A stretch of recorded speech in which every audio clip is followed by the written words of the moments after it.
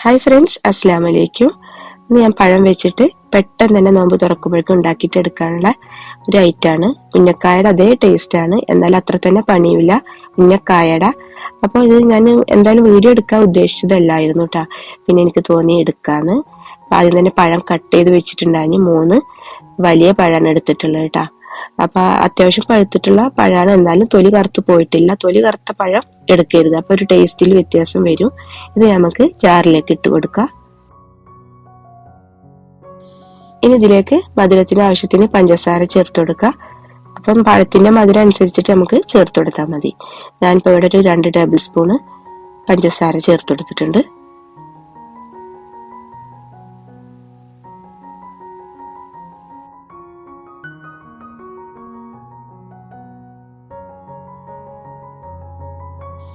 ഇനി 6 ഏലക്കായ ചേർത്ത് കൊടുത്തിട്ടുണ്ട്. പിന്നെ നമുക്ക് ഇതിലേക്ക് പാല് ചേർത്ത് കൊടുക്കാം. അപ്പൊ ആദ്യം ഒരു 1/4 കപ്പ് പാല് ചേർത്ത് കൊടുക്കുക. പിന്നീട് നമുക്ക് വീണ്ടും ഒരു 1/4 കപ്പ് കൂടെ ആവശ്യം വരും. പിന്നെ 2 ടേബിൾ സ്പൂണ് പാൽപ്പൊടി ചേർത്ത് കൊടുക്കുന്നുണ്ട്. നല്ല ടേസ്റ്റ് ആയിരിക്കും പാൽപ്പൊടി ചേർത്ത് കൊടുക്കുമ്പോൾ. ഇനി ഇതൊന്ന് ജസ്റ്റ് അടിച്ചെടുത്തിട്ട് കൊണ്ടുവരാം.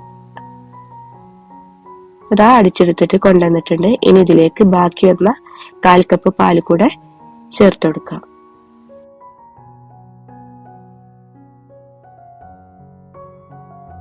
ഇപ്പൊ ഇത് അടിച്ചെടുത്തിട്ട് കൊണ്ടുവന്നിട്ടുണ്ട്. ഇനി ഇതിന്റെ ലൂസൊക്കെ ഒന്ന് കാണിച്ചു തരാം. കണ്ടില്ലേ, ഈ ഒരു ലൂസിലാണ് നമ്മളിത് അരച്ചെടുക്കേണ്ടത്. ഇനി പാന് വെച്ചിട്ടുണ്ട്, അതിലേക്ക് കുറച്ച് ഗീ ഒഴിച്ചു കൊടുക്കുക. എന്നിട്ട് ഇതിലേക്ക് ആവശ്യത്തിനുള്ള കാഷ്നട്ട് ചേർത്ത് കൊടുക്കുക. അതുപോലെ തന്നെ കിസ്മിസും ചേർത്ത് കൊടുക്കുക. ഇതൊക്കെ നിങ്ങളെ ഇഷ്ടത്തിനനുസരിച്ചിട്ട് കൂട്ടിയും കുറച്ചൊക്കെ ചേർത്ത് കൊടുക്കുക. ഇനി ഇതൊന്ന് ഫ്രൈ ആയി വരട്ടെ.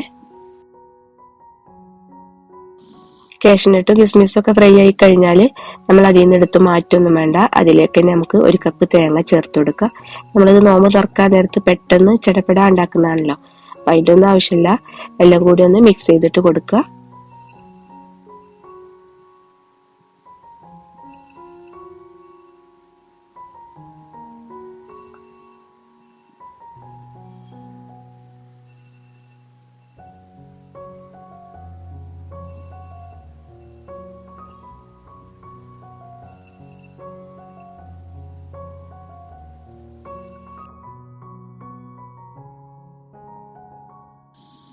ഇനി ഇതിലേക്ക് പഞ്ചസാര ചേർത്ത് കൊടുക്കുക. ഒരു 1/2 കപ്പ് പഞ്ചസാര എടുത്തിട്ട് അതിന് 1 ടേബിൾ സ്പൂണോളം ബാക്കി വെച്ചാൽ മതി. ബാക്കിയൊക്കെ ചേർത്ത് കൊടുത്തിട്ടുണ്ട്. എന്നിട്ട് ഇതുകൂടെ ചേർത്ത് നന്നായിട്ടൊന്ന് മിക്സ് ചെയ്തിട്ട് കൊടുക്കുക.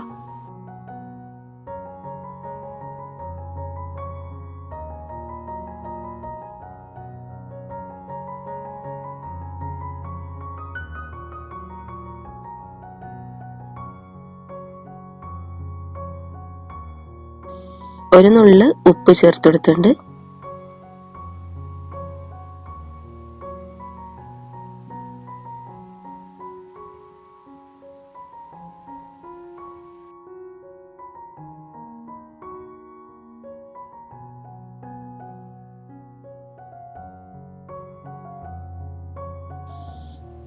ഇനി 1/2 ടീസ്പൂണോളം ഏലക്ക പൗഡർ ചേർത്ത് കൊടുക്കുക.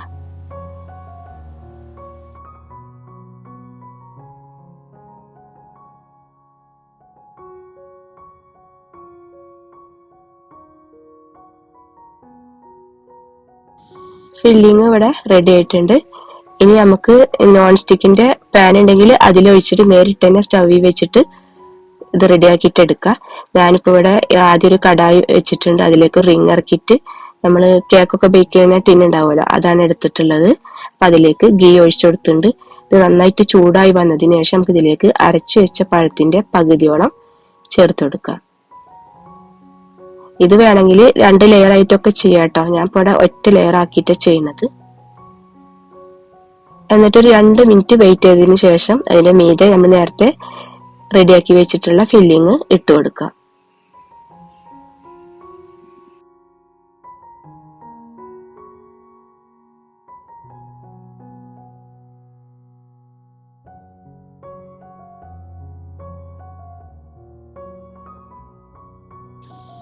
ഇനി ഫില്ലിങ് എല്ലാ ഭാഗത്തേക്കും ഒരേപോലെ ആക്കി കൊടുക്കുക. സൈഡിലേക്കൊന്നും ആയിട്ടില്ലെങ്കിൽ ആക്കി കൊടുക്കുക.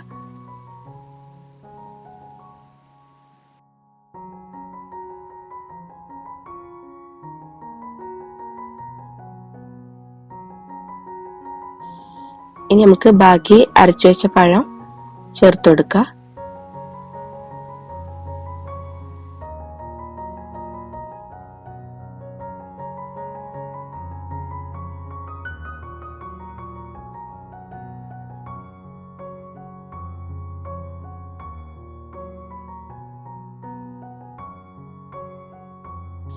സ്പൂൺ വെച്ച് സൈഡൊക്കെ ഒന്ന് ഗ്യാപ്പ് അടച്ചു കൊടുക്കുക.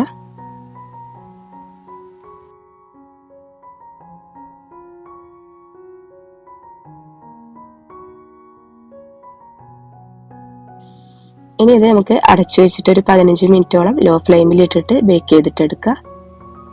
15 മിനിറ്റ് കഴിഞ്ഞിട്ടുണ്ട്. ഇത് സൈഡൊക്കെ നന്നായിട്ട് വിട്ടു പോന്നിട്ടുണ്ട്. ഇതൊരു പ്ലേറ്റിലേക്ക് കമഴ്ത്തി കൊടുക്കുക. പാന് വെച്ചിട്ടുണ്ട്. അതിലേക്ക് കുറച്ച് ഗീ ഒഴിച്ചിട്ട് ഇതിന്റെ ഒരു സൈഡ് ഒന്ന് മൊരിയിച്ചെടുക്കണം.